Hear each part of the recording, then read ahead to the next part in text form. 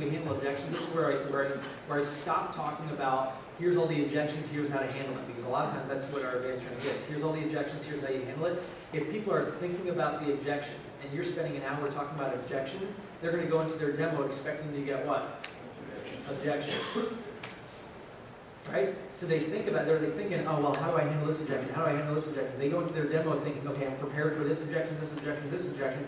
Everything they're doing in their demo is thinking about it, right? So, it's just they bring it to themselves when they think about objections. So I don't want my people thinking about objections. I want them thinking about solutions to do a great demo, right? Because these handle the objections before they come up without saying, hey, objection, objection, objection, objection. Everyone's going to say no. Everyone's going to say no. Everyone's going to say no. Here's how you handle it.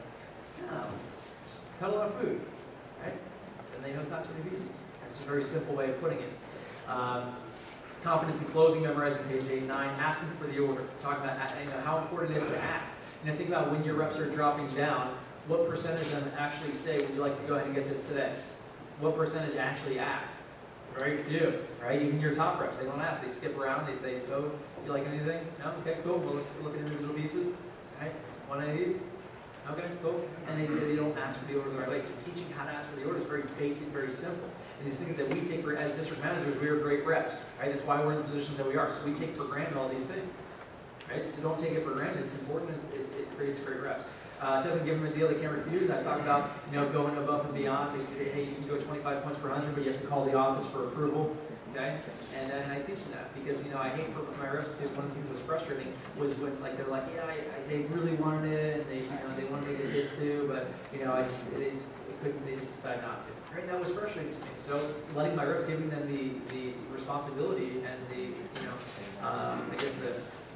ability to give away more free stuff and let them know, right? Because a couple weeks from now, you're going to tell them that anyway, and they're going to hate you because if you tell them 3 weeks later, oh, by the way, now you're at 6 grand in sales, just so you know, you can get out 30 points per 100. And they're like, you ass. I could have sold my own ultimate set. You're a huge ass, right? That's what they're thinking. Because tell it to them right away. It's part of the job. It's how you become a reps. 8 15-day trial. Okay, this is where I teach about the spousal guarantee. This is one of the big keys. That's why I know that's a big key. 15-day trial. You know how to handle the objection. If I need to talk to my husband, you handle that during 15-day trial. Hey, by the way, if you're sitting there with just Mrs. Jones and her husband's not there, what do you think she's probably thinking? She might need to talk to her husband. So talk about this, spousal guarantee. So it's really, really basic, really, really simple. But you're teaching how to handle these objections by using basic keys and basic verbiage. Okay, and in here some of you guys are probably laughing. Talk to husband, spoke to rejection. It's BS, it's bogus. And I really hit this hard, and I make fun of Mrs. Jones as she goes to talk to their husband, and I really, really get excited about that. She does not need to talk to her husband. Okay, that's an unhealthy marriage if she can't spend her husband's money, right? And I said she just needs a better deal. If you give her a peeler, she doesn't need to talk to her husband. Her husband, who cares? She doesn't even have a husband anymore if you give her a peeler, right? And so I really make fun of it, and I really hit it hard. They laugh and they build confidence and show them just watch. 5-pay plan, explaining the whys behind the 5-pay plan. You can read through and get some examples. Talking about monthly budget, and I always ask the question, who in here had an order that was around $200? Everybody raised their hand. Hey, did they put on a payment plan? They're like, no, it was only $200. Okay, then you all should have sold homemakers this weekend.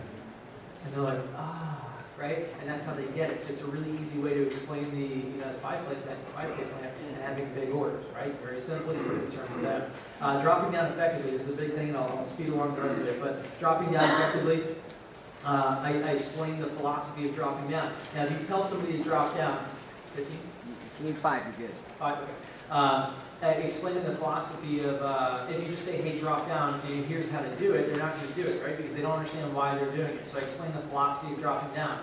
This is something, I don't know where this originated from, but this is when I first started in Northeast, this is what I learned, and this is what I use, and it really seems to click. It takes the average person between 1 and 7 times of being asked to buy something before they feel comfortable saying yes. Some people are ones, they'll say yes to a homemaker right away. I'm at 1, I buy everything. If you ask me to buy something, I'm going to buy it. I have the biggest and best of everything. That's just how I live, it's my style. I don't take time to think. If I see it, I like it, I buy it. Okay, is anybody here number 1? Some people raise their hands. You guys aren't really number 1s, you're in college. Okay, anybody here number 2? Anybody here is mom's number 2? Who here's got a 42-inch screen TV in your house? And then they're all like, oh yeah, we do. Okay, that means your parents are number 2s because they really like the 50-inch, but they didn't buy the 50-inch because their personality tells them you're not allowed to buy the 50-inch. So they bought the 42-inch because they like to have really nice things, but they always have to say no before they say yes. So number 2s have to say no at least one time. So the people that buy the galley set, the reason they buy the galley set is not because they don't want the homemaker. They want the homemaker, but they can't because their personality tells them they can't buy the homemaker. And here's the thing, is there a difference, is there that big of a difference between $700 and $900? No, if somebody's spending 7, they can spend 9, right? Price doesn't matter. The thing is, people that buy galleys, they can easily buy the homemaker. It has nothing to do with the price. The reason why they buy the galley set is because they have to say no to the homemaker before they feel comfortable saying yes. And that's basically explaining the philosophy, just explaining why we drop down. And I use that for all the examples. Some people are number 7s. 7s, they have to say no, no, no, no, no, no, no, and then finally they say yes. And if you don't ask them 7 times, then you're not going to get a sale. Right? So you say no, no, no, no, no, that's not because they don't like the set, it's because they have to say no a couple times before they say yes. Right? That's just explaining the philosophy of dropping down. And then I talk about how do you drop down, how do you ask for the order. Okay, 11 reserved first call special.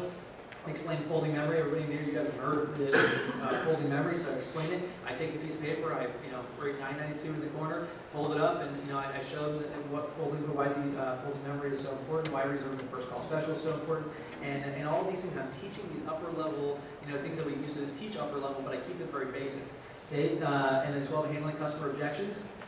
Okay, no because means they're interested, and I teach the objection cycle. So, I go through the 4 steps of the objection cycle. I get them really excited about it because this is something, that there is personal growth too. Okay, this is business skills, but it's also personal growth. I give a bunch of examples. Professor giving a letter grade off for a late paper, and they're so fired up about it. It's like, I'm going to use this tomorrow because I came to training, I missed class. Right, so I teach how to handle that, certain objections outside of Cutco, and then I give examples of in Cutco how to handle certain, really easy basic objections. 3 additional situations for selling Cutco every time and selling big, right? Because that's my basic fundamental philosophy for advanced training. I want them to sell every time, and I want them to sell big, right? So that's why I came up with these basic pieces in the order that I did. I didn't make up anything. I stole all this stuff from everybody else, but I put it in a nice order, and I put bold and underline. And 3 additional situations, already own Cutco, so I teach them the wish list. In advanced training, I teach the wish list briefly. It's a basic wish list, but I teach the wish list during advanced training, okay? Because they're seeing a lot of Cutco owners, and it's important to know that right away. They want to take advantage of it. Number 2, just bought Henkel's recently, or another high quality brand. We teach them how to supplement a customer because when they're brand new, they have no idea how to sell a full set to somebody who already owns, Henkel's or Woodstock or Schoner, high quality set. They just don't have the skills or the confidence yet. So I teach them how to supplement their customer set. And I talk about the important things to sell. It's a $400 custom order for somebody that already has a great set. The customer feels great about it, and the rep feels great about it too. Okay, that way they don't feel like they're pressuring or overwhelming their customers. Okay, so they get excited about seeing every type of customer. And the third thing, they love the set, but they're on the edge. This is where I teach the secret weapon. Okay, and I go nuts about the secret weapon. I teach it really, really in depth. I teach them how to write it up, so I don't get calls saying, "How do you write it up?" Okay, so that's the secret weapon. Okay, calendar review is where I go through really promote events. We do all of our event promotion, conferences, division meetings, advanced training 2. Really get excited about advanced training 2. Okay, then we break down goals. Okay, we break down the goals, break down the schedule. We do it as a group. Okay, and the reason we do it as a group is because think about how much time there, especially if you have a big team or a big training group. Okay, you're spending most of your PC breaking down their schedule and breaking down their goals. In my office, what I love to do during PC is build relationships and do dream management. Right? Now, if you're spending most of your PC breaking down their goals and breaking down their schedule for their fast start PC, like their day 4 PC, whatever it is, on the Tuesday or Wednesday, you're spending the entire time breaking down schedules. How monotonous is that for you?